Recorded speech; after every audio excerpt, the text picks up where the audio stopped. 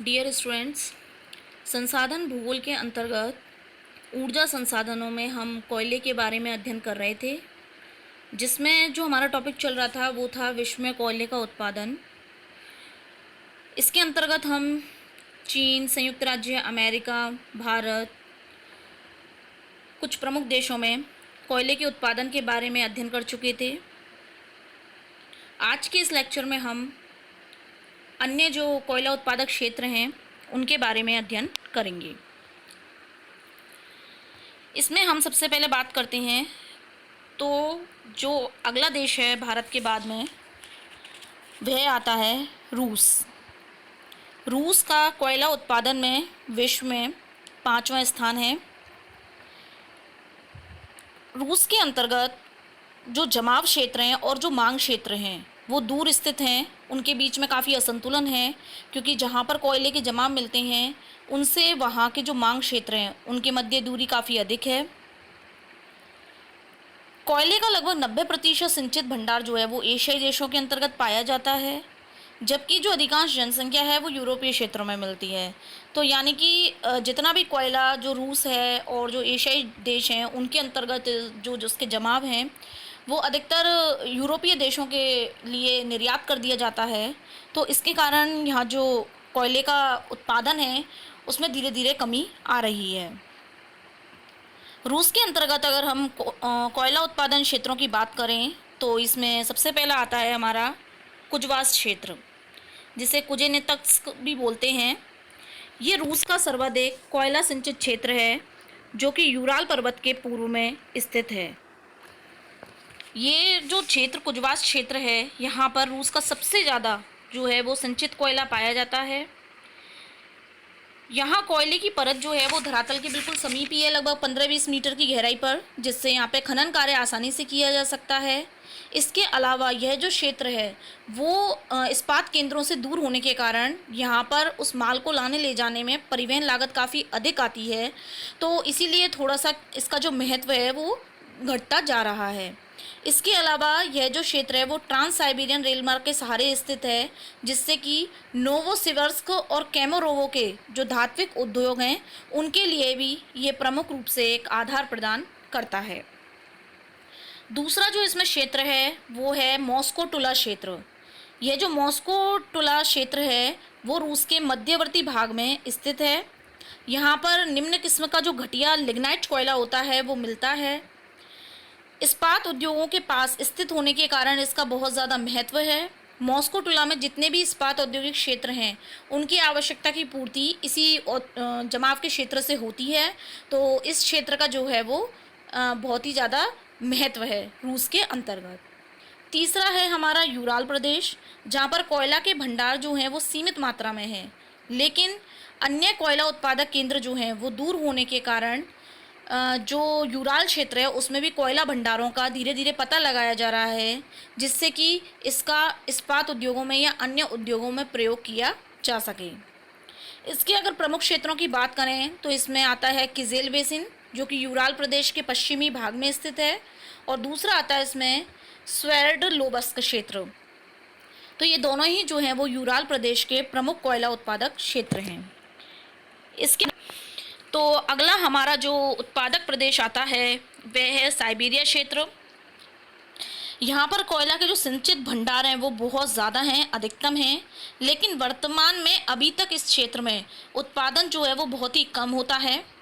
यहाँ के अगर प्रमुख उत्पादक क्षेत्रों की बात करें तो यह है मध्य साइबेरिया के क्रेस्नोयास्क, कास्क, मिनुसिंस्क, आचिस्क प्रदेश एवं पूर्वी साइबेरिया के छुटपुट स्थान हैं, जैसे कि व्लादिवोस्टोक, इरकुटस्क, सखालिन, टुंगस, लीना बेसिन आदि सभी में जो है वो उत्पादन किया जाता है।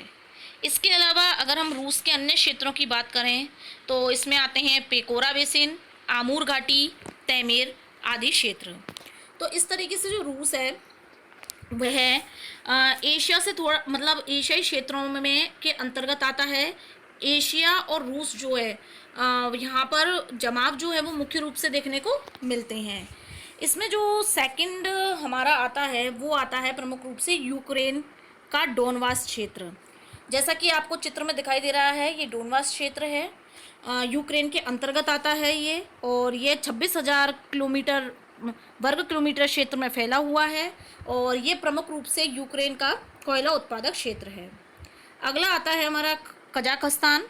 कजाकिस्तान में जो कारगंडा क्षेत्र है, वह कारगंडा क्षेत्र कोयला उत्पादन की दृष्टि से अपना महत्वपूर्ण स्थान रखता है। ये जो क्षेत्र है वो कुजवास और यूराल कोयला क्षेत्र जो है उसके मध्य में स्थित है। जैसा कि आप देख सकते हैं, ये क्षेत्र जो है वो कारगंडा क्षेत्र है। इसके अलावा जितने भी क्षेत्र दिखाए गए हैं, जैसे कि लीना है, टुंगस, इरकुटस्क, कासर्क, पेकोरा, मॉस्कोटुला, क्रिबोई रोग, उज्बेकिस्तान, तुर्कमेनिस्तान, मध्य एशिया के आसपास के जो क्षेत्र हैं, ये सभी प्रमुख रूप से जो कोयला उत्पादक क्षेत्र हैं उसके अंतर्गत आते हैं। इसके बाद में नेक्स्ट जो हमारा उत्पादक क्षेत्र है वो है प्रमुख रूप से ग्रेट ब्रिटेन। अगर हम ग्रेट ब्रिटेन के अंतर्गत बात करते हैं तो ग्रेट ब्रिटेन जो है वो विश्व में वर्तमान में जितना कोयला उत्पादित हो रहा है उसके कुल उत्पादन का 1% उत्पादित करता है। यहाँ पर क्या है, पूंजी की कमी है, खानें भी बहुत गहरी हैं, इसके अलावा कोयले की पतली परतें हैं, उत्पादन लागत भी अधिक आती है, एवं अन्य शक्ति उत्पादित स्रोतों से प्रतिस्पर्धा होने के कारण अब धीरे धीरे उत्पादन जो है वो यहाँ पर कम होता जा रहा है। लेकिन लोह इस्पात केंद्र जो हैं वो इनके जमाव क्षेत्रों के आसपास स्थित हैं, जिसके कारण इसका जो महत्व है वो थोड़ा विद्यमान है प्रादेशिक संतुलन होने के कारण। इसके प्रमुख उत्पादक क्षेत्रों की बात करें तो इसमें सबसे पहला आता है यॉर्कशायर, डर्बीशायर, नॉटिंघमशायर क्षेत्र। जैसा कि आप देख सकते हैं, ये जो क्षेत्र है पूरा ये इसके अंतर्गत आता है। इस क्षेत्र में ग्रेट ब्रिटेन के कुल उत्पादन का 33% जो है वो उत्पादन होता है। यह क्षेत्र पीनाइन के दक्षिण पूर्व के पूर्वी ढालों पर स्थित है। यहाँ के प्रमुख उत्पादक क्षेत्रों की अगर हम बात करते हैं तो लीड्स और ब्रैडफोर्ड प्रमुख उत्पादक है। इसके अलावा इनके पास में हल और हम्बर एस्चुरी बंदरगाह हैं, जिनसे कि कोयला जो है वो निर्यात कर दिया जाता है। दूसरा हमारा जो क्षेत्र है वो है नॉर्थम्बरलैंड डरहम क्षेत्र। ये जो नॉर्थम्बरलैंड डरहम क्षेत्र है ये दूसरा प्रमुख ग्रेट ब्रिटेन का उत्पादक क्षेत्र है।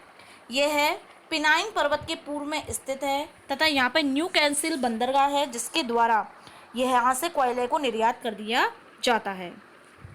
तीसरा जो हमारा क्षेत्र आता है वह आता है दक्षिण वेल्स क्षेत्र। दक्षिण वेल्स क्षेत्र जो है वह मानमशायर के पश्चिम से लेकर के ग्लोमोरशायर तक लगभग 1000 वर्ग मील क्षेत्र में फैला हुआ है, और यहाँ पर अधिकतर जो हैं वो बिटुमिनस और एंथ्रेसाइड कोयला जो है वो मुख्य रूप से पाया जाता है। मतलब बिटुमिनस और एंथ्रेसाइड कोयले के भंडार यहाँ देखने को मिलते हैं। अगला जो क्षेत्र है हमारा वो है क्लाइड घाटी।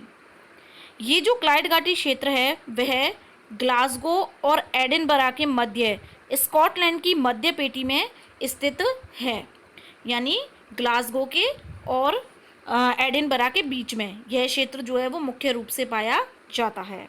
यहाँ कोयले के लिए अनुकूल भौगोलिक दशा हैं। इसके अलावा एक ग्लासगो औद्योगिक क्षेत्र है, जिसके कारण इस क्षेत्र का जो है वो विस्तार प्रमुख रूप से हुआ है। अगला जो हमारा क्षेत्र आता है वो आता है मिडलैंड कोयला क्षेत्र। ये मिडलैंड कोयला क्षेत्र है। मिडलैंड जो कोयला क्षेत्र है वो मध्य में स्थित कोयला के जो पेनाइन श्रेणी के दक्षिण में स्थित है। यहाँ पे बर्मिंघम एक क्षेत्र है। बर्मिंघम क्षेत्र में सबसे ज़्यादा कोयले का उत्पादन जो है वो किया जाता है। इसके अलावा यहाँ पे ब्रिटेन के प्रमुख इस्पात केंद्र हैं, जिसके कारण बर्मिंघम क्षेत्र जो है वहाँ से कोयले का जो है वो निर्यात किया जाता है वहाँ पे। इसके अन्य उत्पादक क्षेत्रों की बात करें तो इसमें आते हैं वारविकशायर, लीसेस्टर और डर्बीशायर। ये जो प्रमुख क्षेत्र हैं ये इसके अंतर्गत जो है वो अन्य उत्पादक क्षेत्रों के अंतर्गत आते हैं। इसके बाद में जो अगला क्षेत्र आता है वे आता है हमारा लंकाशायर क्षेत्र। लंकाशायर क्षेत्र जो है वो मर्सी नदी के पास में स्थित है और ब्रिटेन का मुख्य कोयला उत्पादक क्षेत्र है। अन्य उत्पादक क्षेत्रों के अंतर्गत अगर हम बात करते हैं तो इसमें आता है उत्तरी एवं दक्षिणी स्टेफोर्डशायर, ये जो क्षेत्र है। उसके बाद में आता है कम्बरलैंड, कम्बरलैंड भी प्रमुख ब्रिटेन का उत्पादक क्षेत्र है। फॉरेस्ट ऑफ डीन, इसके अलावा ईस्ट कोस्ट तथा ब्रिस्टल कोयला क्षेत्र, ये सभी जो हैं वो अन्य उत्पादक क्षेत्रों के अंतर्गत सम्मिलित किए जाते हैं। इसके बाद जो हमारा अगला उत्पादक देश आता है वह आता है जर्मनी। जर्मनी जो है उसका विश्व में कोयला उत्पादन में 8वां स्थान है और 1970 के बाद धीरे धीरे यहाँ पे कोयला उत्पादन में कमी आने लगी है। यहाँ पर प्रमुख रूप से बिटुमिनस और लिग्नाइट कोयला जो है वो पाया जाता है। यहाँ के प्रमुख उत्पादक क्षेत्रों की बात करें तो सबसे पहला आता है रूhr क्षेत्र। रूhr क्षेत्र जो है वो वेस्टफेलिया प्रदेश में राइन नदी की सहायक रूhr और जो लिम्प नदियाँ हैं उनके दोआब और घाटियों में विस्तृत है। दोआब क्षेत्र वह होता है जहाँ पर दो नदियाँ आपस में आकर के मिलती हैं, यानी उनका मिलान स्थल, और उसके बीच में जो क्षेत्र बच जाता है, यानी दो नदियों के बीच में एक मैदानी क्षेत्र का जो निर्माण होता है उसको हम दोआब बोलते हैं। यहाँ पर बहुत ही अनुकूल भौगोलिक परिस्थितियाँ हैं, जैसे कि अच्छे किस्म का कोयला है, यहाँ मोटी परत है कोयले की। इसके अलावा औद्योगिक प्रदेशों के मध्य में स्थित है। नदियों द्वारा यहाँ पर यातायात सुविधा का विकास हुआ है, तो जिसके इस कारण से यह जो रूhr क्षेत्र है वो जर्मनी का 3/4 जो है वो कोयले का उत्पादन करता है। अगला जो क्षेत्र आता है जर्मनी के अंतर्गत वो आता है सार एवं आखेन क्षेत्र। सार क्षेत्र में तो बिटुमिनस मिलता है और आखेन क्षेत्र में भूरा लिग्नाइट कोयला मिलता है, और इस क्षेत्र का विस्तार जो है वो बोन और कोलोन से लेकर के आगेन तक ये विस्तृत है। तीसरा जो इसके अंतर्गत क्षेत्र आता है वे आता है सैक्सनी क्षेत्र, जो कि जर्मनी के पूर्वी भाग में स्थित है और यहाँ पे निम्न कोटि का लिग्नाइट कोयला मिलता है। जो सैक्सनी क्षेत्र है उसमें जो प्रमुख उत्पादक क्षेत्र हैं उसमें आते हैं हल्ले, मैग्डेबर्ग और लिप्जिंग। ये तीनों क्षेत्र जो हैं वो जर्मनी के अंतर्गत प्रमुख रूप से उत्पादक क्षेत्रों के अंतर्गत आते हैं। अगला आता है हमारा पोलैंड। पोलैंड का है 9वां स्थान, और पोलैंड का लगभग 70% जो कोयले का उत्पादन होता है वो होता है ऊपरी साइलेशिया क्षेत्र में। ये जो ऊपरी साइलेशिया क्षेत्र है इसके अंतर्गत कोयले का लगभग 100% होता है और यहाँ पर बिटुमिनस किस्म का कोयला मिलता है। साइलेशिया के पूर्वी भाग में प्रमुख उत्पादक क्षेत्र हैं जो कि हैं द्रोमब्राबा और क्राकायो, ये दोनों ही प्रमुख रूप से कोयला उत्पादक के अंतर्गत आते हैं। इसके अलावा पोलैंड का एक वोल्वरिश जिला है जो कि एंथ्रेसाइड कोयले के उत्पादन के लिए अपना प्रमुख स्थान रखता है, यानी ऊपरी साइलेशिया में तो बिटुमिनस का उत्पादन होता है और उसके अलावा जो वोल्वरिश जिला है उसमें होता है एंथ्रेसाइड प्रकार के कोयले का। इसके बाद में और कोयला उत्पादक क्षेत्रों की हम बात करते हैं तो इसमें आते हैं ऑफर और कोनिन क्षेत्र, ये भी प्रमुख रूप से जो है पोलैंड के उत्पादक क्षेत्रों के अंतर्गत आते हैं। इसके बाद में अगर हम बात करते हैं तो हमारा आता है फ्रांस। फ्रांस की जो कोयला उत्पादन की पेटी है वो जर्मनी, नीदरलैंड, बेल्जियम कोयला उत्पादन पेटी के उत्तरी पश्चिमी भाग में स्थित है। यहाँ पर बिटुमिनस किस्म का कोयला जो है वो मुख्य रूप से पाया जाता है। इसके अंतर्गत अगर हम उत्पादक क्षेत्रों की बात करें तो 3 क्षेत्र प्रमुख आते हैं। सबसे पहला आता है north pass the Kallis basin, जो इसका जर्मनी का प्रमुख उत्पादक फ्रांस का प्रमुख उत्पादक क्षेत्र है। दूसरा जो आता है वह आता है हमारा अल्सास लॉरेंस क्षेत्र, यह फ्रांस का दूसरा प्रमुख उत्पादक क्षेत्र है। और तीसरा जो उत्पादक क्षेत्र आता है वो आता है फ्रांस के मध्य पठारी भाग, जो मध्य पठारी क्षेत्र है उसको इसके अंतर्गत सम्मिलित किया जाता है। तो इस तरीके से जो फ्रांस है उसमें 3 प्रमुख उत्पादक क्षेत्र हैं।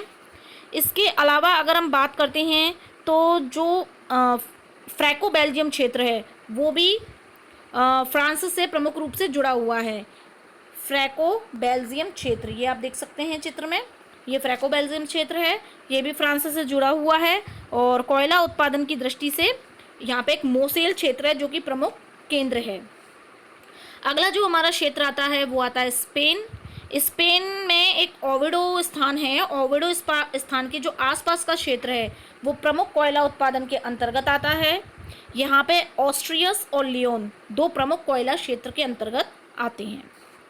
इसके बाद जो हमारा अगला देश है वह है बेल्जियम।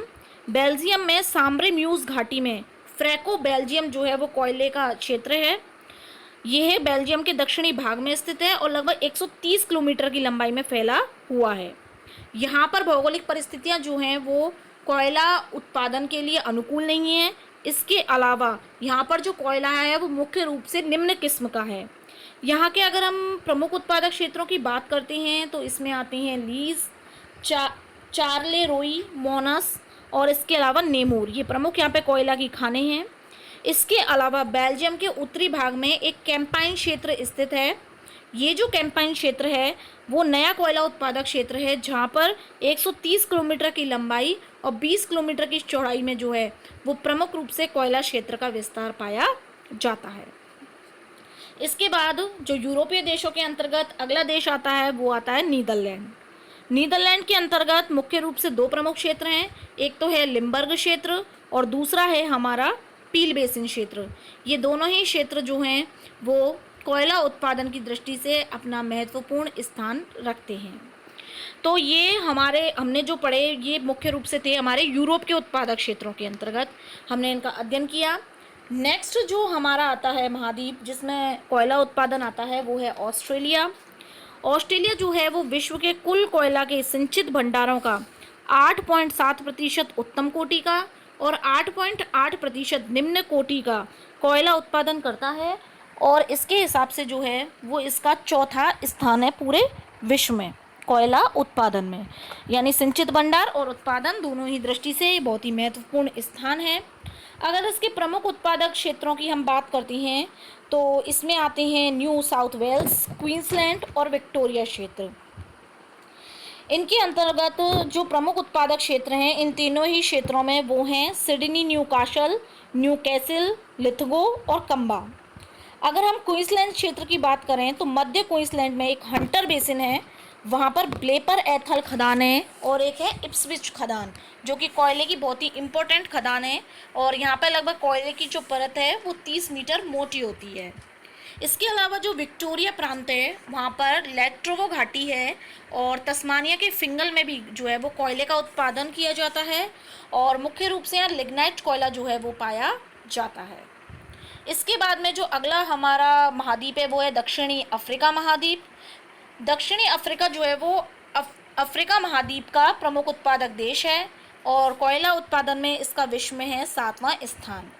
अगर इसके प्रमुख उत्पादक कोयला क्षेत्रों की हम बात करें तो इसमें आते हैं Transvaal, Natal, orange free state, Pretoria के पूर्व में मिडलबर्ग एवं बिटविक, जोहान्सबर्ग के दक्षिण में बेरिनिनिंग क्षेत्र। इसके अलावा अफ्रीका में अन्य भी उत्पादक क्षेत्र हैं या कोयला खनन के क्षेत्र हैं, जिसमें है वेकी जो कि जिम्बाब्वे में है, ल्यूना जायर में है, मैनियाम्बा मोज़ेम्बिक, ने कांटवे जाम्बिया, माम्बा ये दोनों ही जाम्बिया में हैं, इनुगु नाइजीरिया में है। तो ये अफ्रीका महाद्वीप के जो है वो प्रमुख कोयला उत्पादक क्षेत्रों के अंतर्गत आते हैं। अब फाइनली लास्टली अगर हम बात करते हैं तो कोयला उत्पादक के अंतर्गत हम बात करते हैं एशिया के अन्य उत्पादक देशों के बारे में, यानी एशिया जो महाद्वीप है उसके अंतर्गत अन्य और कौन से उत्पादक देश हैं। तो इसमें आते हैं पाकिस्तान के क्वेटा और कालाबाग, ईरान के करमनशाह, जापान के उत्तरी क्यूशू, हेकोडो और होशू, दक्षिणी कोरिया के चूसू, इंडोनेशिया में सुमात्रा के ओम्बिलिन, कालीमतान में समृदा, फिलीपींस के सेब्रू द्वीप, थाईलैंड के क्राप्राई द्वीप में करबी तथा मलाया प्रायद्वीप के बाटू अरांग क्षेत्र। तो ये जो है वो प्रमुख रूप से एशिया के अन्य उत्पादक क्षेत्रों के अंतर्गत आते हैं।